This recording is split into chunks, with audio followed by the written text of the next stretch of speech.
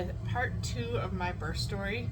I'm hoping he's going to stay quiet. He's been kind of fussy in the afternoon.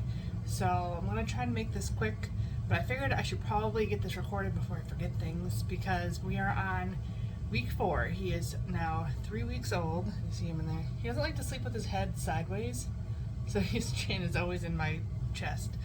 But we just finished up my first week by myself, taking care of him all day and all night because Adam's back to work and my mom is back to work. She took off a week to help us. So last week was intense to say the least. But on to part 2 of my birth story. So I left you with the C-section, and unfortunately we didn't get to do a lot of the things we wanted to. I don't think there was delayed cord clamping at all. Adam, the whole time I was on the operating table, I literally was just shaking and like fighting off tears because I was nervous and never really been through surgery. Like, I've been through one minor one in my entire life, so it was all just nerve-wracking.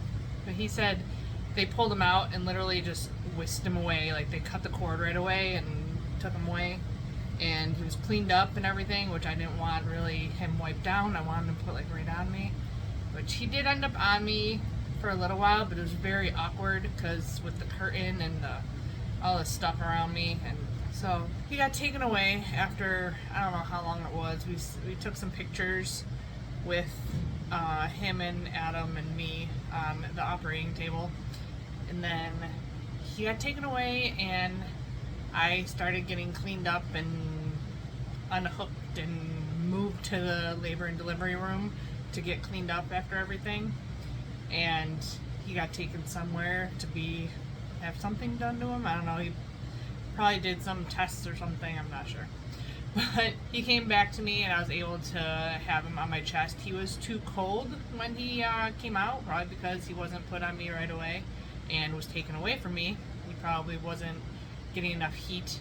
So they put this warming blanket on me and on him on top of me on my chest.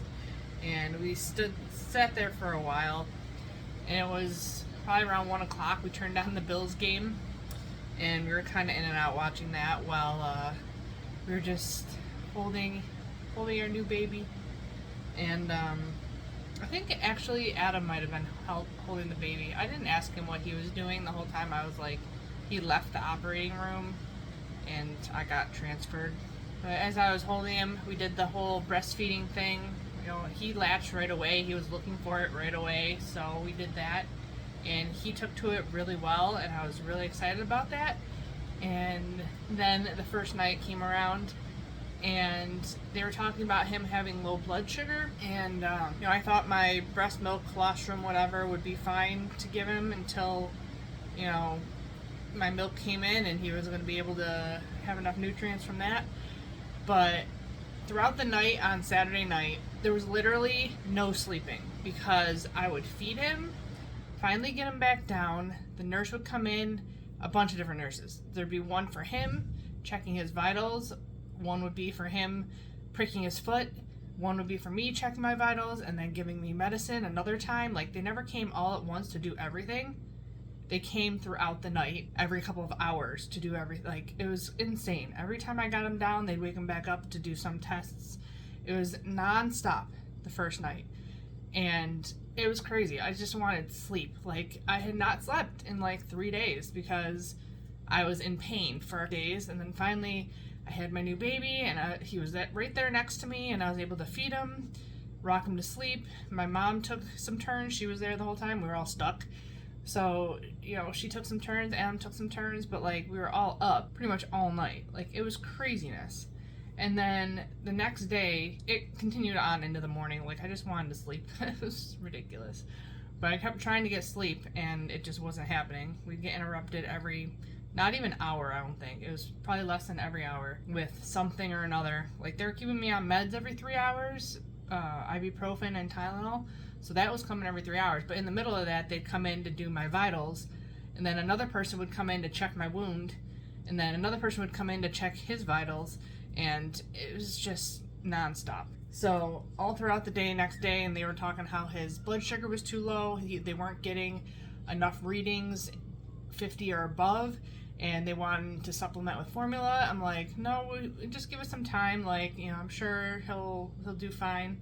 And finally, through like half of Sunday, I started giving him formula. He didn't really want it though. I got him to feed and like drink like 5-10 milliliters of formula at a time, and they still weren't getting good enough readings. And so that night they took him and put him in the NICU, which I didn't think it'd be that quick to like be like, oh, he needs to be in the NICU on a dextro strip right now. I didn't think it was that dire of a situation. Like, they were in the 40s. Like, it's not like they were like dipping super low. They were, you know, all in the 40s, and they were super close to 50. Like, it's not like they were like insanely low. But they made the decision that they wanted him in the NICU. And unfortunately, he was in there for days on end because they started him on a dextro strip and I wasn't able to feed him for a while. So they gave me a breast pump to pump, and the one nurse that brought it to me, I saw a lactation specialist on Saturday. She checked the latch and said it was really good. She gave me some pointers and this and that on breastfeeding, but I didn't need the pump at the time. So the next day on Sunday, they brought me a pump to keep pumping while he was in the NICU and I couldn't feed him. And they didn't explain anything really with the pump. Like, they're like, these are the flanges, these are extra ones, this is the button you hit, you don't touch any of the other stuff. I'm like, okay. She's like, you don't have to wake up to pump, just every couple of hours, just don't worry about while you're sleeping. I'm like, okay. So like, I missed a good chunk of pumping in the beginning because it was like 6 o'clock at night when they took him and I had just fed him. So I didn't pump until like 9, and then I went to sleep and I hadn't slept. So I was like, I need sleep. And I finally slept for a while and I missed a bunch of pump sessions.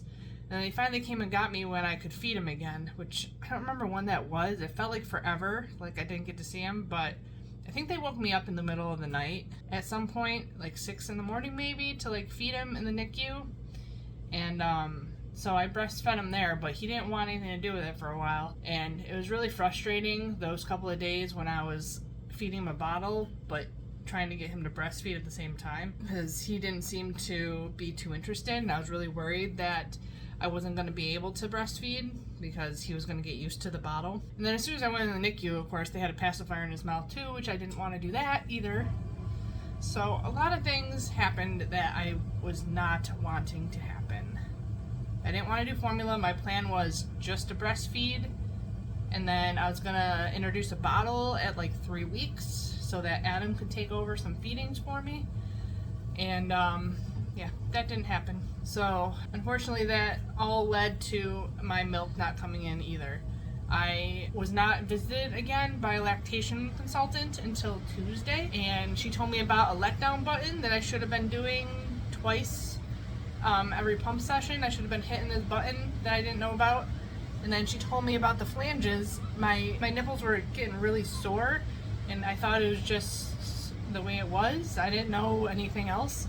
And she's like, oh, the flange is probably too small, there's different sizes. I'm like, oh, she told me there was just extra ones, not that they were like different sizes. So I sized up on that, and that helped a little bit. But yeah, I still am not producing enough milk, and it is week 3, and I've been told that it could take up to 6 weeks. I've been making lactation cookies that are not low carb, but they are sugar free and gluten free. And then I've been drinking mother's milk tea 3 times a day for like the last 2 weeks. Other than that, trying to eat whole grains and vegetables and fruit and dairy and protein, and trying to keep my calories up and stay hydrated. But it has been a mental challenge for sure to continue to breastfeed every time, plus then bottle feeding, because I literally have to do both, and then I try to pump also on top of it to try and just keep my milk supply going. And what little I'm getting, like I'm not even getting a millimeter every time I pump. I know he's getting some because every time like I can squeeze and I can get milk out, so I know he's drinking some, which is good because he's getting some of the benefits of breast milk. But I really wanted to just avoid formula at all costs, because every single formula has vegetable oil in it, and it's gross. Like, why? Why are we giving that to babies? Like, it doesn't make any sense to me. And there's no real clean ones on the market. Like, the one I'm getting is from Thrive, and it's all organic, which is great. But it still has high oleic, I think. It has coconut, vegetable, and sunflower oil, I think, in it. It's like, it's just frustrating. Because I really wanted to just be able to breastfeed him and get him the best nutrients I could, and we're still trying. I'm gonna give it to 6 weeks. I'm still not drinking hardly any caffeine. I'm not drinking alcohol still. Like, I'm trying the best I can to hopefully get my milk supply to come in. I may talk to my doctor. My pediatrician said that there was a pill I could take that could produce more milk. I might look into that. We'll see. I don't like taking pills in general, but I don't know. Other than that, I mean, he's doing good. He's gaining a lot of weight because he's eating a lot of formula, which is also insanely expensive, which I wish I could just give him my milk because that's free. But I don't know. We'll see what happens. My birthday's coming up and Valentine's Day, and I'd really like to celebrate and, like, you know, have a drink or two, you know. But it is what it is. Do whatever I can to get my breast milk to come in. I've been trying like mad to pump every couple of hours if I can. I don't always do it throughout the night because it's a lot to... He breastfeeds sometimes for 10 minutes per side, and then it takes him 10 to 20 minutes to drink a bottle. And then I let him sit and burp, you know, settle his stomach for 20 minutes before I try to put him back down again, plus change his diaper. So it takes a whole hour to do everything pretty much, and then try to get some sleep 2 hours before he wakes up again. So it's a lot to handle, and I'm trying to not worry and think about videos and stuff like that and work I could be doing, but I gotta get back into it soon. My revenue's dropping as we speak, but I hope to get back into it soon. I'm sorry I'm not responding to comments and stuff. It just seems like such a task to, like, there's so many that it's hard to even get started. I don't know if that makes any sense, but, like, there's just so many. Because I haven't really responded to any in, like, a week and a half or so, and they just keep piling up. And I want to post some stuff for you guys. I've been thinking about posting on the community page. I just haven't gone and done it. There's things I gotta take care of. I just got a bill in the mail for his NICU stay and gotta figure that out, and some other stuff. So, plus my business, like, there's still stuff coming out of my business account for, like, subscriptions I have, like my Recipel and my phone bill and stuff like that. I haven't touched any of that to put it into my deductions for the year, so I got a lot to do there too. But, oh, I just startled him. Oh.